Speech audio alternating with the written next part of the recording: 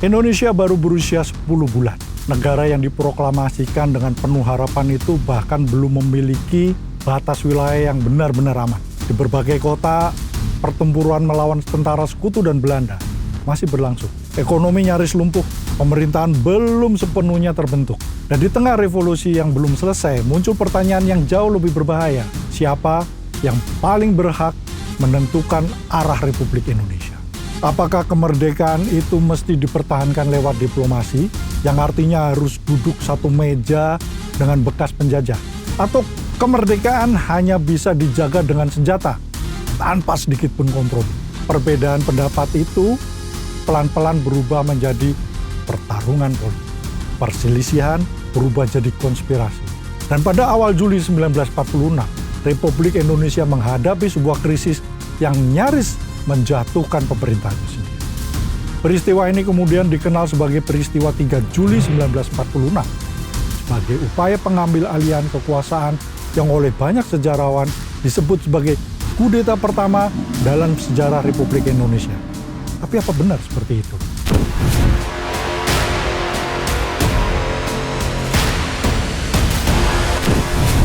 Tanggal 17 Agustus 1945 menjadi salah satu hari paling menentukan dalam sejarah bangsa Indonesia. Soekarno dan Muhammad Hatta membacakan teks proklamasi yang menandai lahirnya Republik Indonesia. Tapi bagi sebagian rakyat Indonesia, proklamasi bukan akhir dari perjuangan. Justru disitulah semuanya dimulai. Di atas kertas, Indonesia telah merdeka. Tapi kenyataan di lapangan jauh lebih rumit.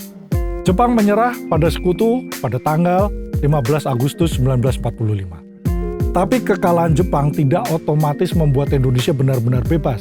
Sebagian pasukan Jepang masih pegang senjata. Lalu tentara sekutu mulai berdatangan, sementara pemerintahan Belanda melalui organisasi NICA atau Nederland Indisch Civil Administration berusaha kembali mengambil alih bekas wilayah Hindia Belanda.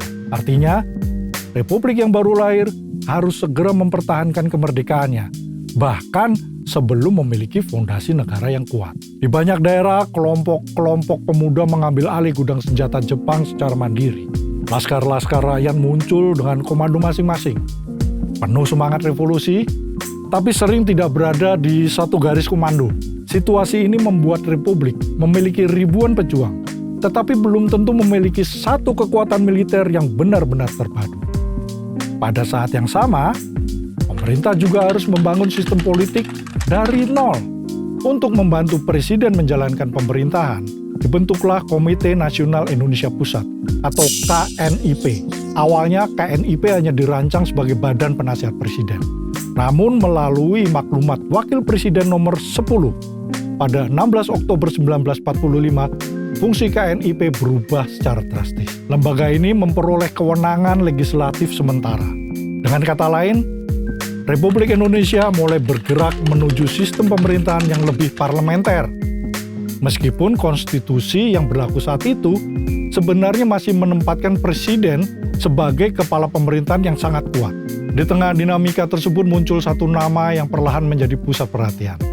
Sultan Syahrir. Usianya baru 36 tahun saat itu. Dikenal sebagai intelektual, pernah belajar di Belanda, fasih berbahasa asing dan memiliki jaringan luas dengan kalangan antifasis di Eropa. Berbeda dengan banyak tokoh revolusi lain, Pak Syahrir ini tidak menekankan perjuangan cuma lewat senjata aja. Ia yakin kalau perang itu harus disertai dengan diplomasi. Menurut Syahrir, Republik Indonesia itu butuh pengakuan internasional. Tanpa adanya pengakuan dunia, kemerdekaan Indonesia akan dianggap sebagai warisan pendudukan Jepang. Nah, karena itulah pada November 1945, Presiden Soekarno menunjuk Sultan Syahrir sebagai Perdana Menteri pertama Republik Indonesia. Kabinet parlementer pertama pun dibentuk, tapi sejak awal, kebijakan Syahrir tidak diterima semua kalangan. Waktu itu banyak tokoh revolusi menilai diplomasi hanya akan memberi kesempatan kepada Belanda untuk kembali menguasai Indonesia. Buat kelompok ini kemerdekaan tidak boleh dinegosiasikan. Perbedaan pandangan ini perlahan membelah elit Republik jadi dua kubu besar. Satu pihak percaya kalau diplomasi adalah strategi untuk memenangkan perang, pihak lainnya yakin bahwa setiap kompromi adalah langkah menuju kekalahan. Di balik perdebatan itu, tumbuh gerakan politik yang merasa bahwa pemerintahan Syahrir telah kehilangan arah revolusi. Gerakan itu dikenal dengan nama Persatuan Perjuangan. Dan tokoh yang ada di belakangnya adalah salah satu figur paling kontroversial dalam sejarah Indonesia, Tan Malaka. Beda dengan Syahrir, yang dikenal sebagai diplomat dan intelektual sosialis, Tan Malaka memiliki perjalanan hidup yang jauh lebih berliku. Sejak zaman kolonial Belanda, ia sudah jadi aktivis revolusioner yang hidup pindah-pindah dari satu negara ke negara lain.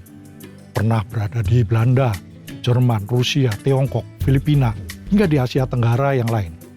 Selama bertahun-tahun dia hidup dalam pelarian politik. Nah, pengalaman yang panjang itu membentuk keyakinannya bahwa penjajahan hanya dapat diakhiri melalui perjuangan revolusioner yang tidak mengenal kompromi. Walaupun sama-sama berasal dari tradisi pemikiran kiri, Tan Malaka dan Sultan Syahrir justru memiliki pandangan yang berbeda. Syahrir, sebagaimana disebutkan tadi, memandang bahwa diplomasi sebagai bagian dari perjuangan revolusi, sedangkan Tan Malaka sebaliknya. Perbedaan pandangan ini kemudian menarik tokoh-tokoh lain ke dalam dua kutub politik. Di sekitar pemerintah terdapat Presiden Soekarno, Wakil Presiden Muhammad Hatta, serta Sultan Syahrir yang berusaha menjaga keseimbangan antara perjuangan bersenjata dan diplomasi. Di sisi lain muncul tokoh-tokoh seperti Muhammad Yamin, Sukarni, Khairul Saleh, Iwakusuma Sumantri, dan sejumlah pemimpin laskar yang semakin dekat dengan gagasan Tan Malaka. Ketegangan politik makin meningkat setelah terbentuk Kabinet Syahrir kedua pada Maret 1946. Kabinet baru ini tetap mempertahankan garis diplomasi sebagai strategi utama pemerintah. Pada saat yang sama, pusat pemerintahan Republik telah dipindahkan dari Jakarta ke Jogja. Sementara Surakarta, daerah sekitar Jogja, menjadi salah satu pusat aktivitas politik yang dinamis. Pada awal tahun 1946, sebuah organisasi baru mulai menyatukan hampir seluruh kelompok yang tidak puas terhadap pemerintah. Persatuan Perjuangan. Persatuan Perjuangan merumuskan sebuah program politik yang dikenal sebagai minimum program. Salah satu poin terpentingnya adalah menolak perundingan dengan Belanda sebelum Belanda mengakui kemerdekaan Indonesia secara penuh. Mereka juga menuntut pembentukan tentara nasional yang kuat, penyitaan aset-aset milik musuh, serta pemerintahan yang dinilai lebih tegas dalam menjalankan revolusi. Di dalam organisasi yang disebut Persatuan Perjuangan ini bergabung sejumlah tokoh berpengaruh. Antaranya Muhammad Yamin, seorang sastrawan dan politisi nasionalis. Lalu ada Sukarni, tokoh pemuda yang pernah mendesak Soekarno dan Hatta memproklamasikan kemerdekaan. Khairul Saleh, aktivis yang revolusioner. Sudiro, Iwakusuma Sumantri, serta sejumlah pemimpin laskar dan organisasi massa. Persatuan Perjuangan tidak memilih jalur pemberontakan bersenjata, tapi menggunakan cara melalui tekanan politik. Mereka menggelar rapat umum, menerbitkan pamflet, menyampaikan pidato, dan mengkritik kabinet melalui berbagai media. Dari sudut pandang pemerintah, semakin besarnya pengaruh Persatuan Perjuangan justru mengancam stabilitas negara yang masih sangat muda. Ketika situasi politik semakin memanas pada pertengahan 1946, konflik tidak lagi berhenti pada perang kata-kata. Langkah yang lebih berani segera diambil. Di tengah situasi itu, perhatian tertuju pada Mayor Jenderal T.P. Sudarsono, Panglima Divisi 3 yang memiliki hubungan dekat dengan sejumlah tokoh Persatuan Perjuangan. Meski tidak tercatat sebagai pemimpin organisasi, ia diyakini bersimpati pada tuntutan mereka untuk mengganti kabinet. Puncaknya terjadi pada 27 Juni 1946. Saat berada di wilayah Surakarta, Perdana Menteri Sultan Syahrir dihentikan oleh sekelompok anggota militer yang dipimpin oleh Mayor Jenderal Sudarsono. Ia kemudian dibawa ke daerah Boyolali dan ditempatkan di sebuah rumah beristirahat. Menariknya, tidak ada tindakan kekerasan dalam peristiwa itu. Begitu menerima kabar penculikan, Presiden Soekarno segera mengambil alih kendali. Dan pada 28 Juni 46, ia menyatakan dirinya memegang langsung kekuasaan dan memerintahkan aparat keamanan untuk membebaskan Syahrir serta menangkap pihak-pihak yang terlibat. Keputusan cepat Soekarno mengubah arah krisis. Tapi meski demikian, para pendukung Persatuan Perjuangan belum menyerah. Beberapa hari kemudian, mereka mengambil langkah yang jauh lebih berani. Datang langsung ke Istana Presiden di Jogja dengan membawa sebuah maklumat yang diyakini akan mengubah jalannya revolusi. Tanpa mereka sadari, keputusan itu justru akan mengakhiri seluruh gerakan mereka. Pagi hari 3 Juli 1946 di Jogja, situasi masih tampak tenang. Tapi di balik ketenangan itu sebuah peristiwa besar sedang menunggu.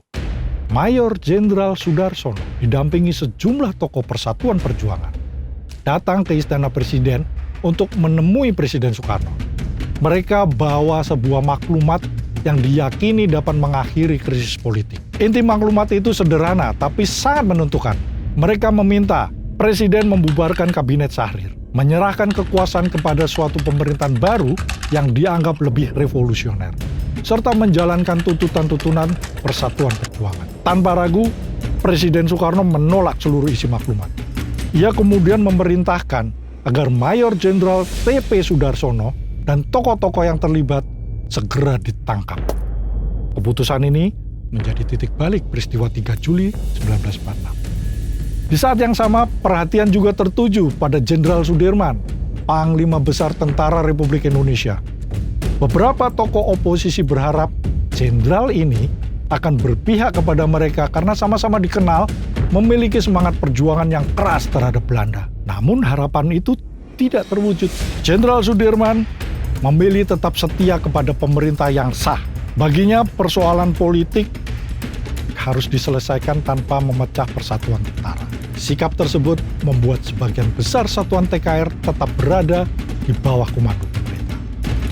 Pemerintah memutuskan membawa kasus ini ke pengadilan militer agar seluruh proses berlangsung melalui jalur hukum, bukan balas dendam politik. Ini hebatnya.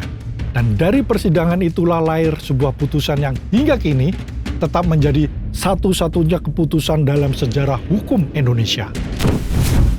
Para tokoh yang diduga terlibat dibawa ke Mahkamah Tentara Agung luar biasa di Yogyakarta. Langkah ini menunjukkan bahwa bahkan di tengah revolusi, pemerintah berusaha menyelesaikan konflik politik melalui proses hukum. Sebanyak 14 orang diajukan ke pengadilan. Mereka didakwa melakukan tindakan yang mengancam pemerintah Republik Indonesia dan stabilitas negara. Namun, hasil persidangan menunjukkan bahwa tidak semua terdakwa memiliki tingkat keterlibatan yang sama. Dari 14 orang, 7 diantaranya bersalah, sementara sisanya dibebaskan karena bukti yang tidak mencukupi. 5 terdakwa dijatuhi hukuman antara 2 hingga 3 tahun, sedangkan Mayor Jenderal Sudarsono dan Muhammad Yamin menerima hukuman 4 tahun. Namun ada hal yang membuat putusan ini berbeda dari perkara pidana biasa. Pengadilan menjatuhkan pidana tutupan. Pidana tutupan adalah bentuk hukuman yang diatur melalui Undang-Undang Nomor 20 Tahun 1946.